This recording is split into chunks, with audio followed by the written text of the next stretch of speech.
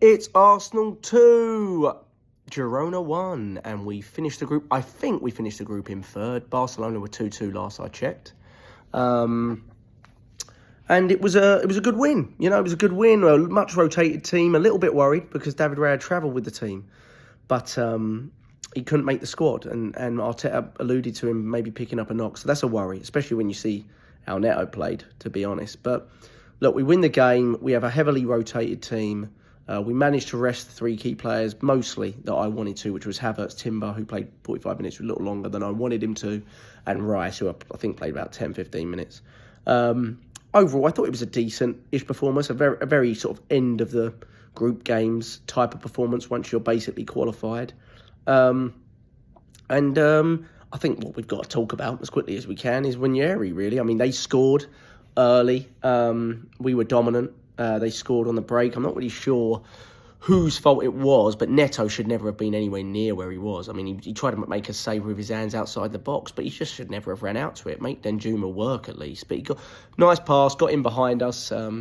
Gabriel and Partey, and I think Kivior even leave the player on side. Though it looked closer than what they were showing. They pretty much cleared it pretty quickly. But I presume that was onside because of the sort of automated, semi-automated offsides that they have. And we had one earlier, didn't we, from Calafiori that looked very, very close, but they gave that offside, which was a great goal.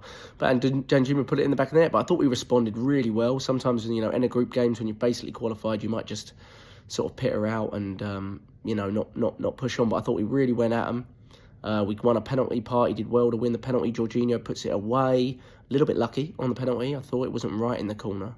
And then it's Nwaneri, isn't it? And I think with Nwaneri, I think he does look better on the right wing at the moment. It just takes him out of the... Odegaard has so much responsibility in terms of building our play and pressing from the front and things like that, that I think Nwaneri kind of, on the right wing, he's allowed a little bit more freedom. You saw a couple of times before he scored, he was trying to get that shot away.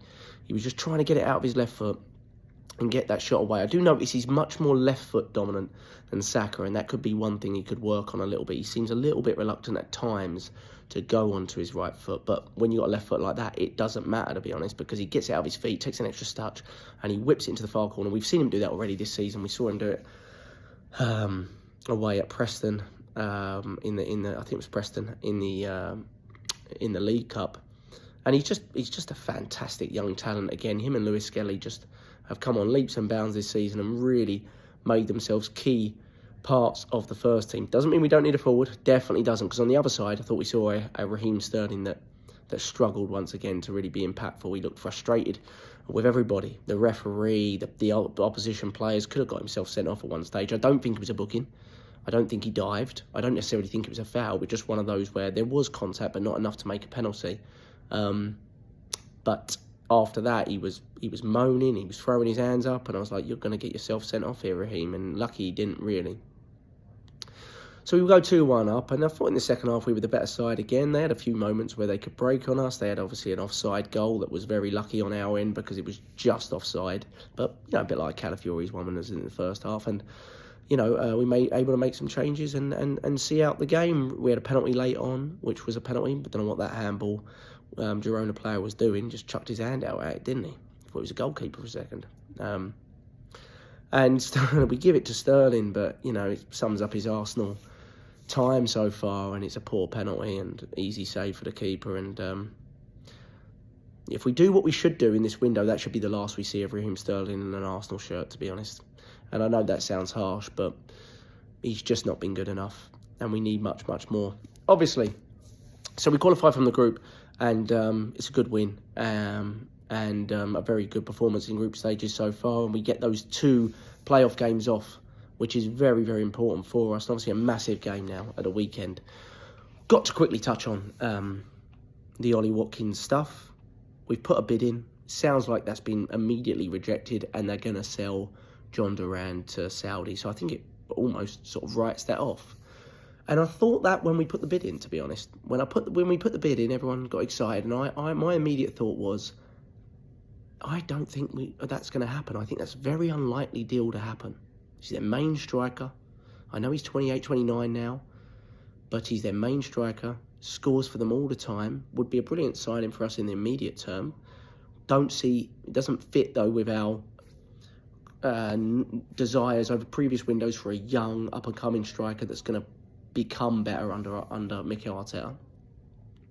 And I'm fine with that type of striker coming in, to be honest, but it hasn't fit with what we've been looking at and been told, and the delay we've been told about getting a striker in and getting a winger in. So it doesn't look like that one's going to happen. But what is interesting about that is the money we're willing to throw there. And there are other bagsmen out there. You know, why now wouldn't we go and look at... Sorry, I'll ignore the bell. Why now wouldn't we go and look at a Gutierrez, who's about 10 million more on a release clause, probably a lower wage. Ollie Watkins probably would go close to 200 grand a week.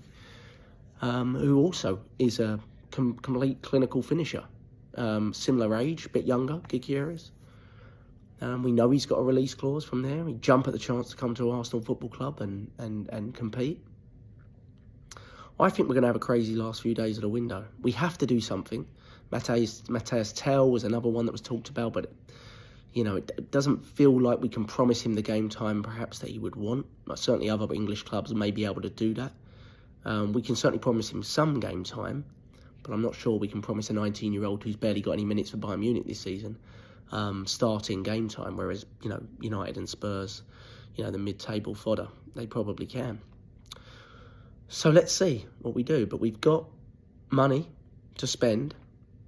There are players out there that are gettable. We have to get in a central striker or a winger. I think the central striker is more important because I don't really see who's coming in for Havertz when he needs to give him a rest. I know Trossard started there today, but the amount of work Havertz puts in and the type of player he is, I think we need something more central. And Nwaneri was another sign that we do have options at the wing. You know, we can't expect huge things from Nwaneri. He's only 17. We can't expect him to get to Saka-like consistently levels, but I think he's our best option at right wing, and he wasn't an option necessarily a month ago for us at right wing, even with the injuries. He wasn't considered at that point, and then he started to be. So it's going to be very interesting. I hope, optimistically, we do something before the massive game at the weekend, but that is probably optimistic. It'll probably go down to the last 24 hours to see what we do. Let's hope we do something big. I'm keeping my fingers crossed. I'm optimistic. Come on, the Arsenal. @PurelyArsenalFP on Twitter. Subscribe here, like, comment. Appreciate it.